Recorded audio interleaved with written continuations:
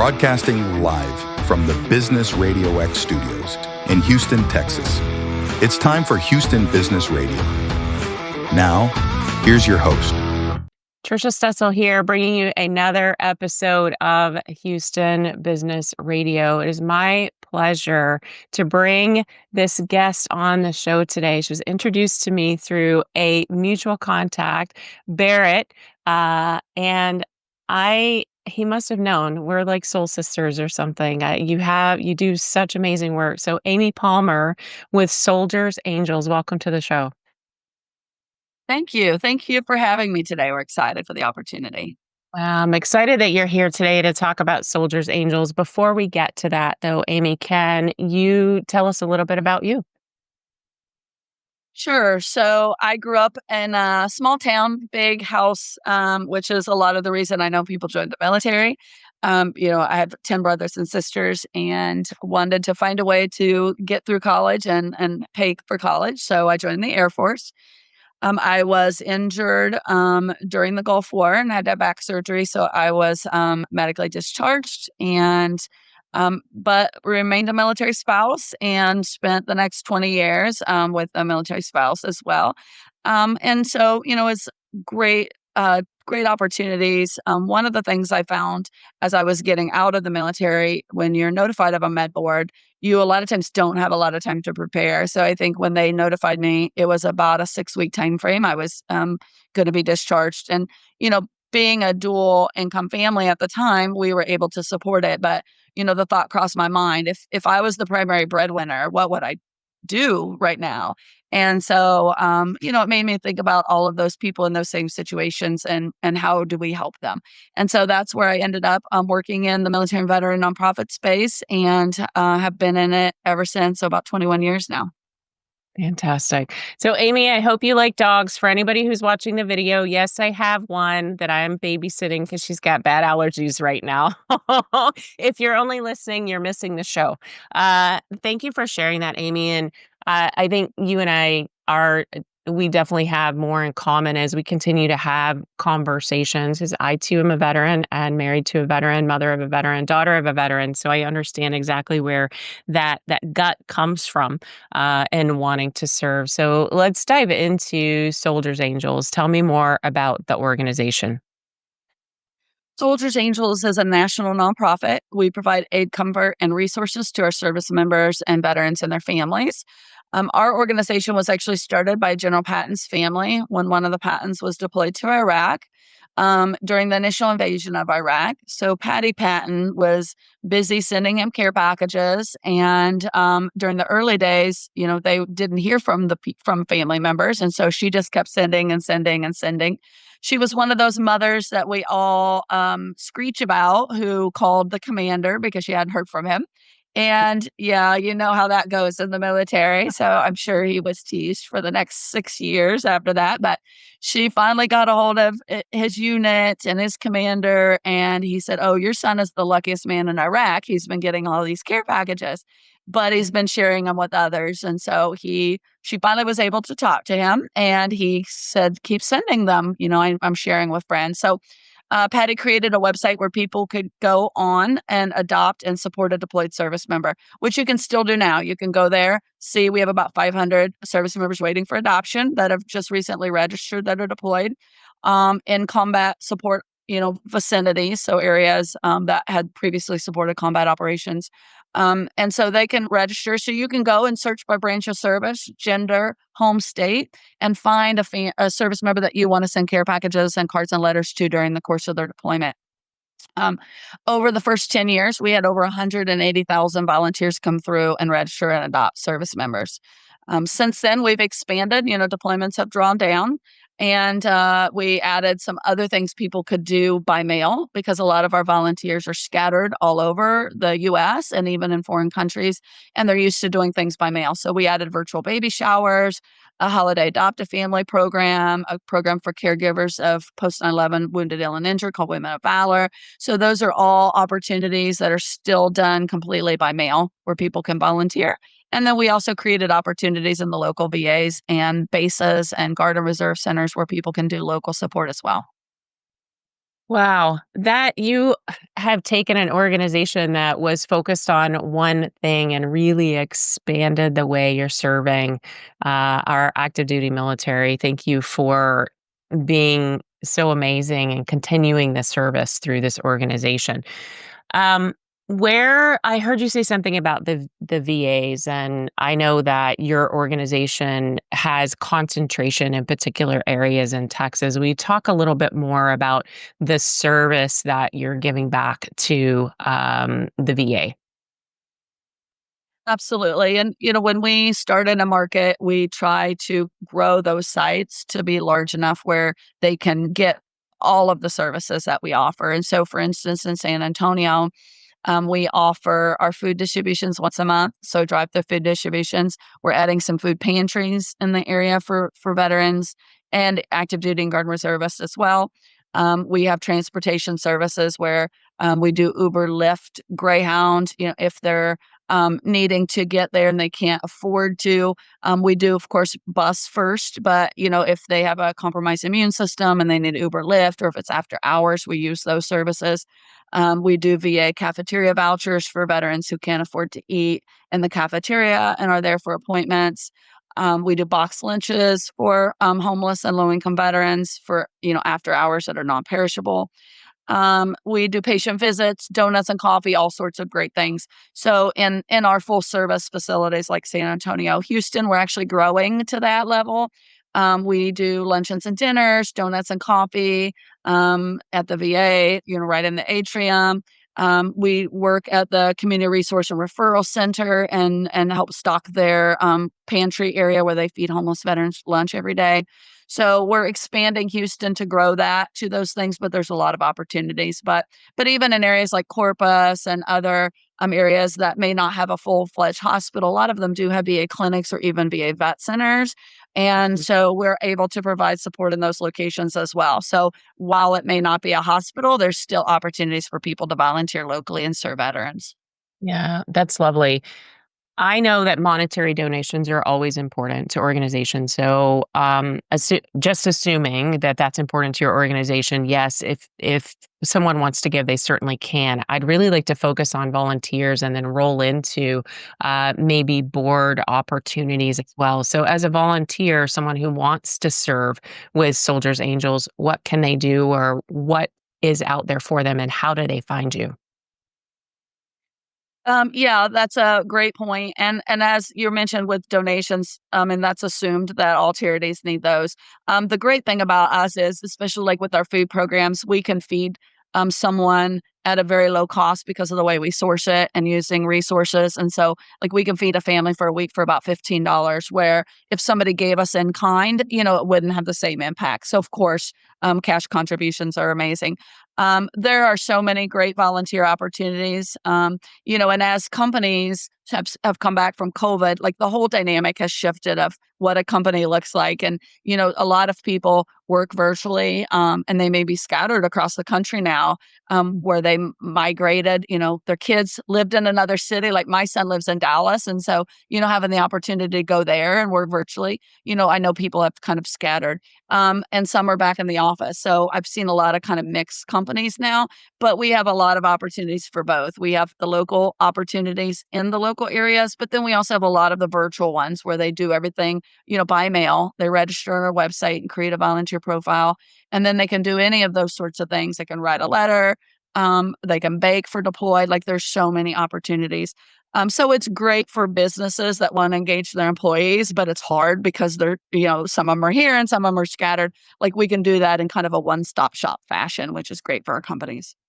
Yeah, fantastic. So, if someone is interested in volunteering, Amy, how do they get started? So they just go to our website at soldiersangels.org and click the volunteer button. They'll create a profile, but that profile is good for everything, whether that's local things in their area, whether that's virtual opportunities or any of our campaigns where, like right now, our sock drive, if they want to do socks, like all that's through that same profile. So it'll take them a minute to get that set up, but it'll be worth it because they can do any of those sorts of services with Soldiers Angels at the on the volunteer tab at soldiersangels.org. Beautiful.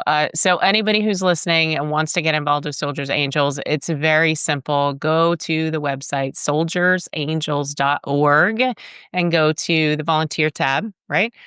Fill out the form and you can get started that way. And there's so many opportunities for you to volunteer with this organization. I'd like to shift to the next level, which is board opportunities. I understand that Soldiers Angels may have opportunities open for needing board members. So, can we talk about that? Yes, absolutely. We are always recruiting new board members. We like to have a new healthy perspective and some turnover and, different folks geographically and in different, spheres of influence and expertise. So we have elections twice a year. We have the next round coming up in June at our annual meeting. So it's a great time for people to be candidates for the board. And people often ask, what are you looking for? We're looking for people that could serve any capacity. Geographically, location is great, and we don't have anybody in most of those areas. Of course, we have a couple of folks in San Antonio, but no board members in Houston or Corpus or any of those locations. So we'd love to consider them. And we have different committees. Each board member will serve on a committee. So there's always a place for everybody of different kind of backgrounds. Whether they're veterans and active duty, that's great, but they don't have to be. We're about 50-50 in board membership, but we have, a marketing committee, fundraising, finance, strategic planning. So I think there's a place for everybody to fit in. But the great thing about Soldiers Angels and our board service is really impact a lot of lives and develop programs that, change the world, not I mean, there's a lot to be said for local nonprofits as well as national nonprofits, but the impact nationally is really great. And so, as we expand and grow food programs, for instance, those are decisions that the board makes, that's the direction we're heading based on the need. And so really you get to do a lot that really influences people and to really make a difference. So if anybody's interested in board membership, they can reach out to us. They can email info@soldiersangels.org, like information, info@soldiersangels.org. Or go to the contact us form on the website. Those all get filtered back to me.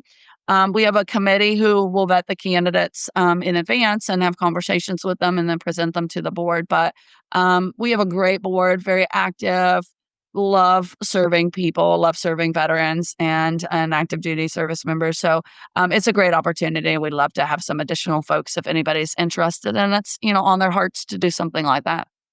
Yeah, amazing. And you guys heard that. Those of you listening from Houston, we're looking for some board members from Houston as well as Corpus. So if you're interested, shoot that note over to Amy and her team at info@soldiersangels.org. Okay. Now that we have all of that out of the way, I'm very curious, Amy, how your service in the military, the time that you spent in the military, and even as a military spouse, really set you up for success running this organization. I think two ways. I think understanding the space is important.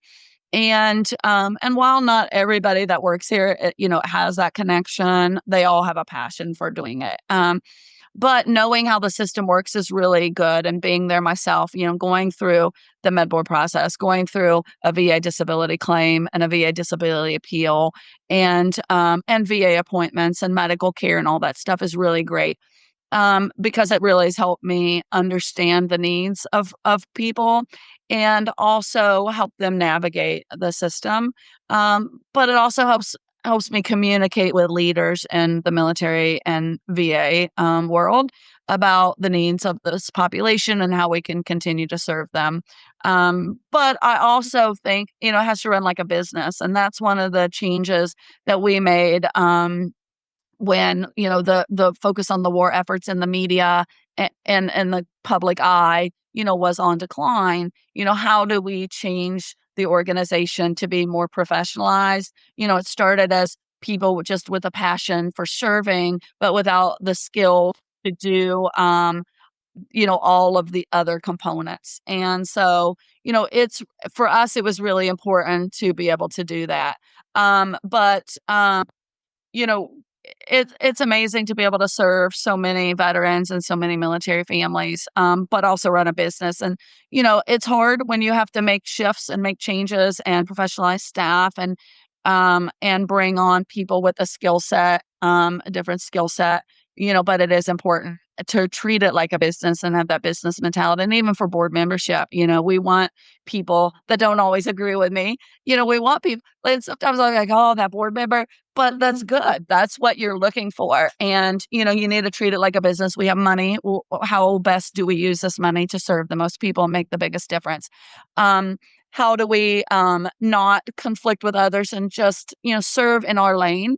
We don't want to compete when someone's doing it great and doing a great job. How do we partner with them to do that better? And so a lot of it is really the business aspect of it. And I think in the early days, there was less of that, but I think more so now, and people just really treating it like a business. And sometimes we have to make tough business decisions. But I love it. To be able to combine the business with the service is really great. And, it makes all the hours and the time you put into it worth it. Yeah, absolutely. Uh, uh, everything that you said coming straight, like pulling at my heart, because nonprofits often run just to serve. And if we don't treat them like businesses, then we don't have the materials that we need to serve the purpose that we opened that nonprofit for in the first place. So I love that. And by the way, just putting a little, feeler out there for board members again that have some business acumen, because it is important to bring people who have business acumen onto a board of directors for our board for the nonprofit space as well.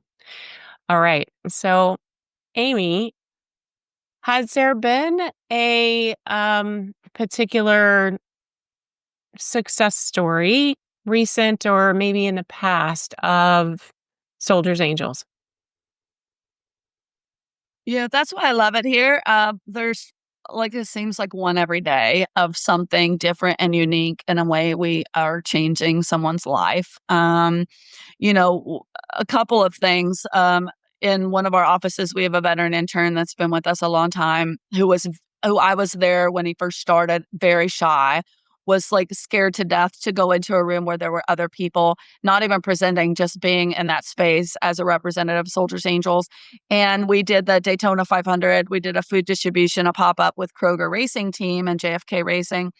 And he was on a bullhorn saying, "Start your engines," and all that. And I'm like, wow, like this is a changed person.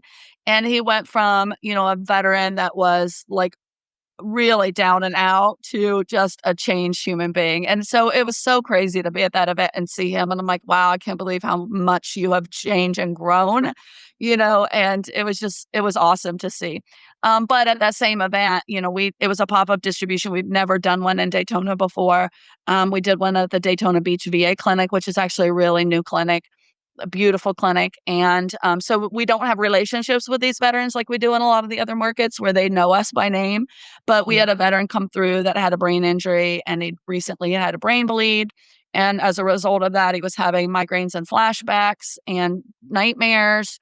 And he went through the line and telling one of our volunteers that he was going to kill himself.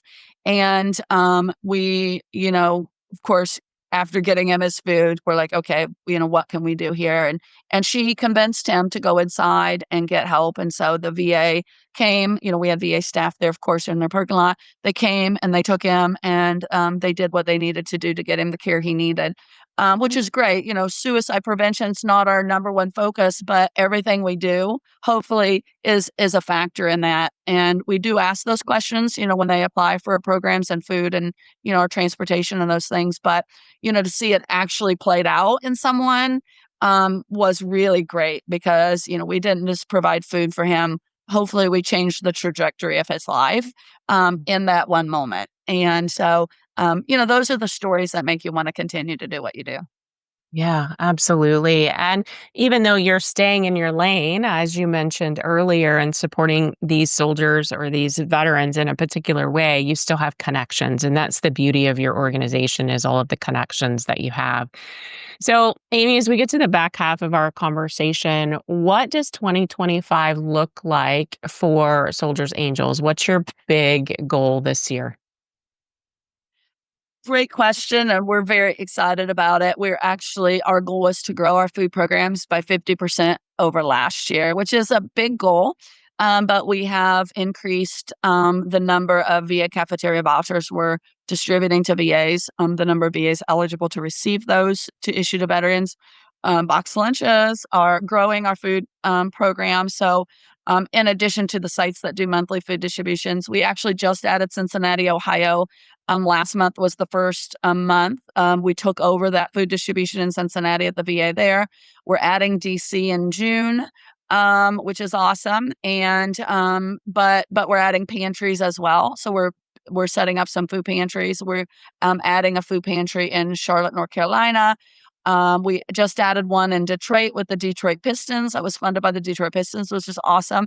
And they're actually building out the space even for us, which is really great for the pantry. So our food programs are growing, and even the pop-up ones like we did in Daytona. We are doing several NASCAR races with Kroger Racing and JFK Racing this year.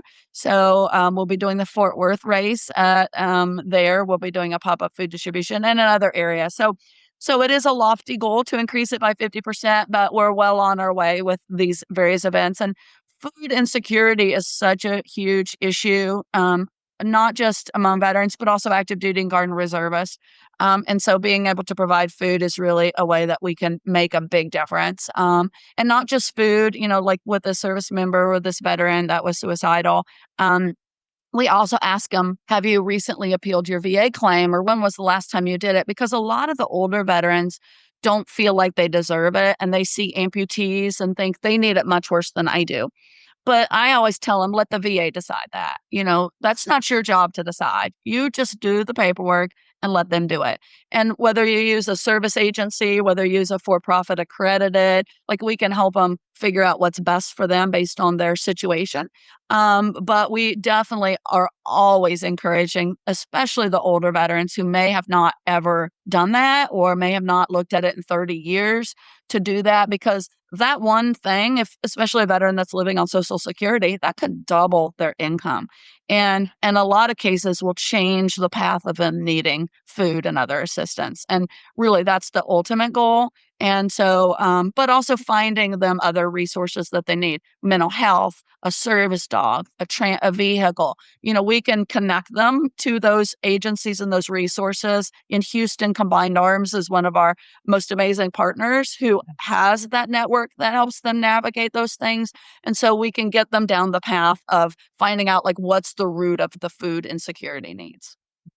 Okay, so last question before we close today.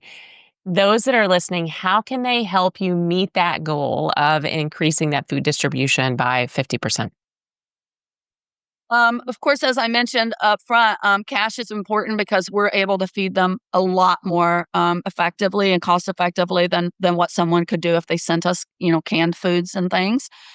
Gift cards are always great. We use those a lot of times for veterans in needs. Our VA cafeteria vouchers are $8, which gives them a warm meal in the VA cafeteria. So, if people wanted to support a number of those, even if they said, I would like to fund 100 of those for 100 veterans in our market, that would be great. There's also so many opportunities to volunteer to serve food. In San Antonio, we have the drive-through distribution. In Houston, we work at the CRRC, the Community Resource Center, where they feed homeless veterans downtown. Every day they feed them lunch. Some days they don't have it, and they're making peanut butter and jelly for them. And we really want them. And a lot of the VA staff actually paying for those things out of their own pockets just to be able to feed them. And so those are things we want to do, is make sure that they have the tools to feed them and give them something warm. So we brought them some new appliances and things like, some air fryer and and a pizza oven and those things so that they can serve those veterans better. But there's opportunities to volunteer in those settings, and even opportunities to volunteer where we may not have a pantry and could start one because someone stepped up to do it. So there's so many opportunities to help us increase that food number really greatly. We do hope to add food distributions in Houston. And so hopefully that's coming. But, again, having the volunteers there is really important. And even, Corpus and other locations, we could have food pantries in those vet centers and VA clinics and things as well. Fantastic. Amy, it has been such a pleasure having you on today. And thank you for serving, and thank you for serving after you've served to serve others. I think that's just beautiful. Thank you as well. And thank you for everybody listening. And for everybody that is a veteran, thank you for your service as well. And anybody who would like to connect with Amy, her team, or even Soldiers Angels, please go visit soldiersangels.org. And again, if you're interested in serving on the board, you can send an email to info@soldiersangels.org. Amy, thank you again. I appreciate you being here with me Thank today. you. That's all the time we have for today's show. Join us next time for another exciting episode of Houston Business Radio. Until then, stay tuned, stay inspired, and keep thriving in the Houston business community.